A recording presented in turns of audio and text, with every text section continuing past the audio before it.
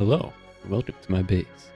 As any base should, this one was designed to perfectly suit the needs of my team.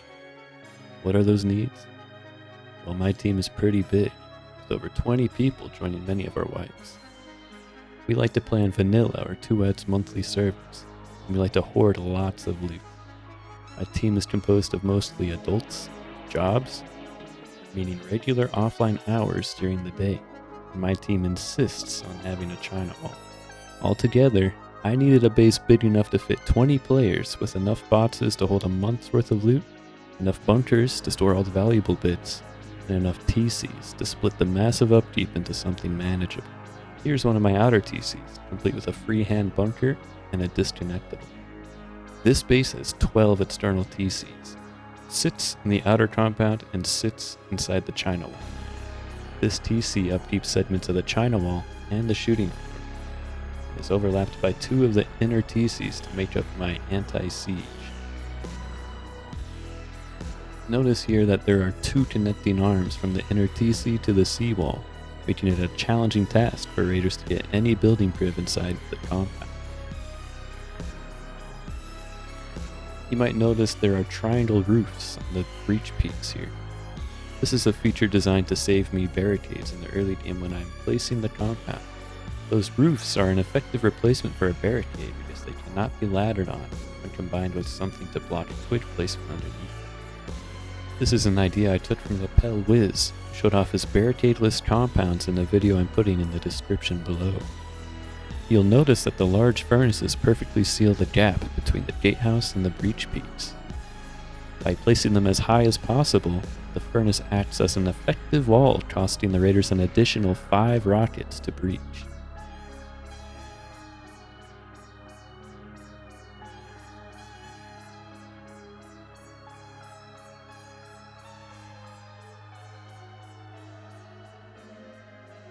After the compound is destroyed, several Patrico-style peats come alive to cover the breach.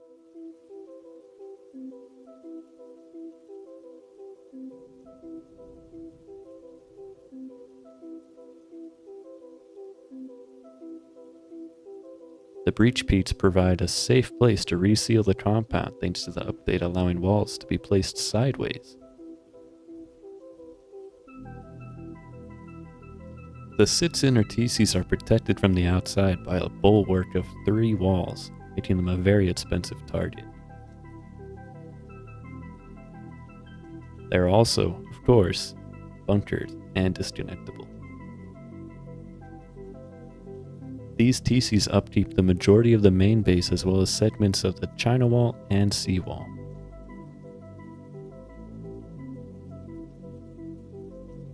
Notice that the inside of the China wall is segmented, forcing raiders to step into a concave surrounding them with brutalist and other head glitch peaks, and denying them access to the rest of the ring.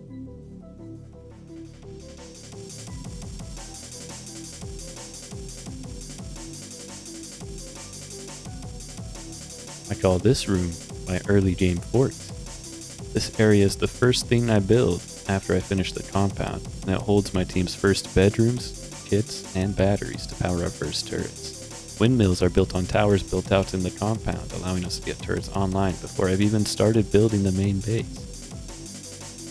One-way peaks here allow you to retake the shell without any risk of dying.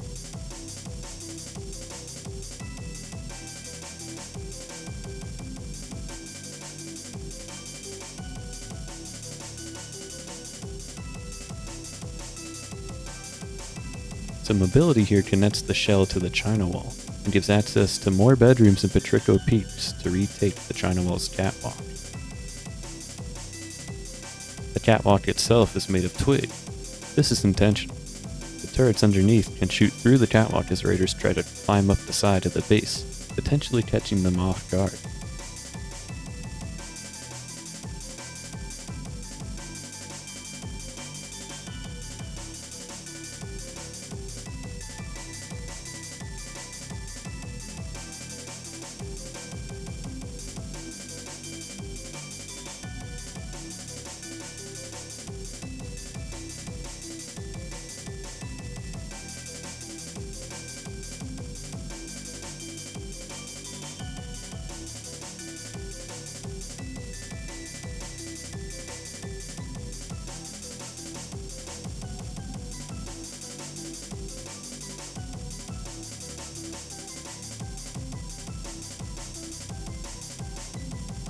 behind those embrasures are some hidden boxes, a great place to hide valuable loot.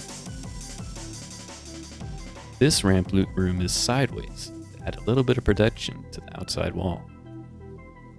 Turrets from the shell watch through a window to cover the entrance hallway of the base, and 6 elevators on the perimeter of the base provide extra mobility and peeks into the shell.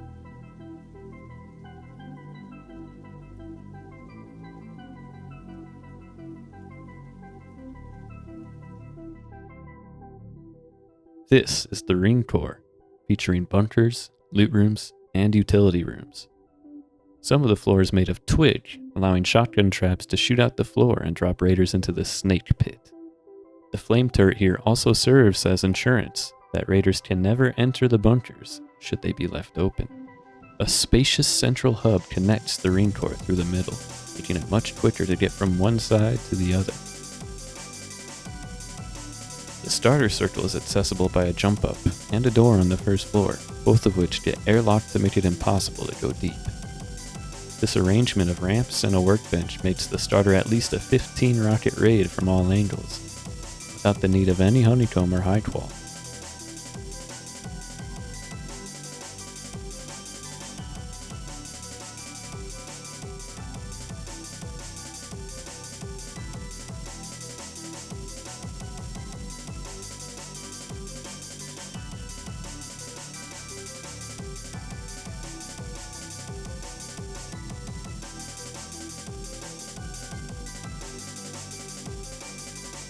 The open core sits directly on top of the ring core, just 2 jumps away. It features one-way retates from below, and absolutely 0 angles from above for raiders to exploit, until the collapsible ceiling is destroyed. More on that later. An overwhelming amount of boxes litter the open core's loot rooms, floor, and ceiling, distracting raiders from the 6 additional bunkered loot rooms set in the walls, as well as 3 hidden barrels. This spiral stair works together with the ramp to form another layer of honeycomb for this particular angle.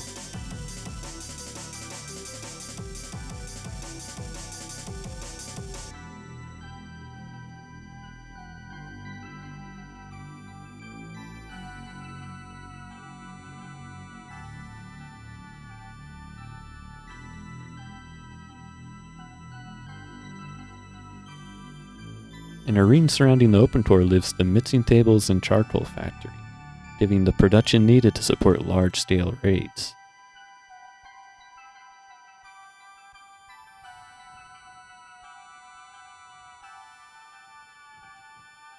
This area is a powerful retake point into the planter floor and shooting floor around it.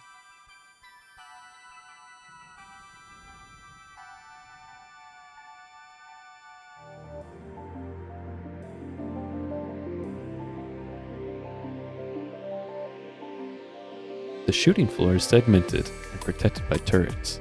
A selection of Patrico peaks, stair peaks, and brutalist roof peaks gives you the best chance of killing raiders in their raid base while taking the least risk.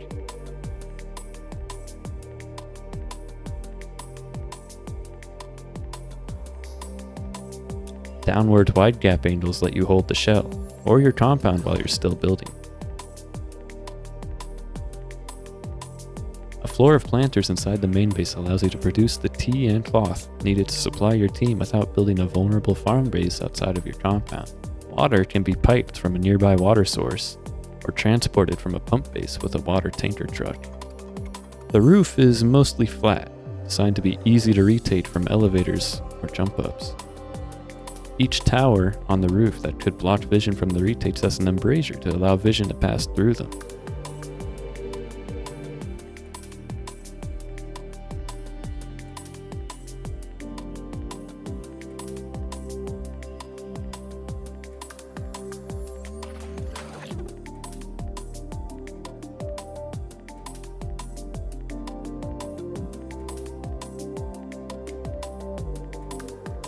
The elevators make a stop at all the base's levels and gives defenders additional retates into the base and outside of it.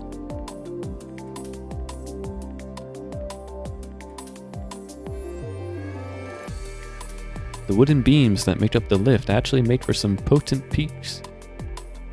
Elevators can also be turned off using a switch or a heartbeat sensor to deny raiders and grubs mobility in your base.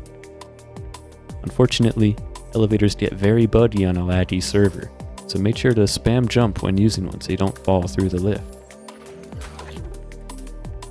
These secret bedrooms are only accessible from the elevator shaft. While the base is still being built, it's a good idea to use a twig spiral staircase here instead to save on gears.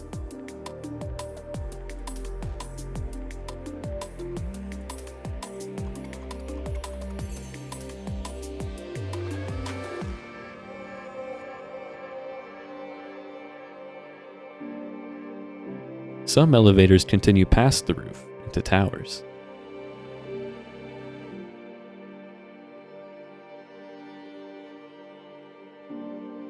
While ascending, peaks here let you retake your roof or shoot into the compound.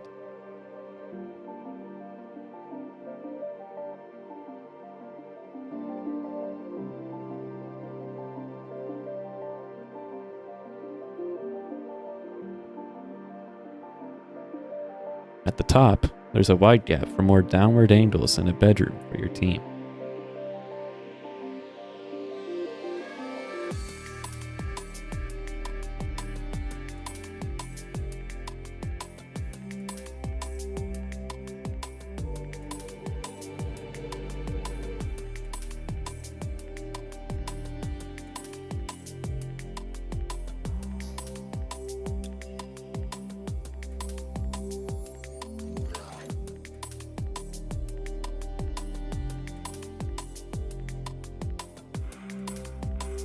The 9 roof turrets here are all protected from helicopters and MLRS inside their metal umbrella, and from HVs thanks to this layer of chain link.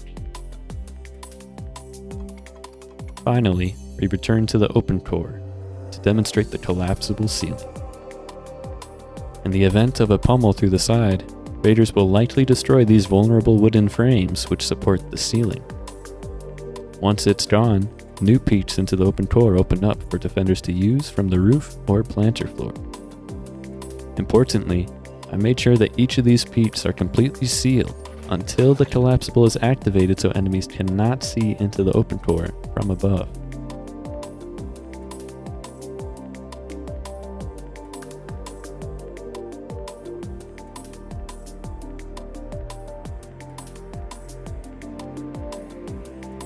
Okay, and that's all I have for now, but I do plan on posting more bases very soon, so make sure to subscribe if you want to see that. Thanks for watching.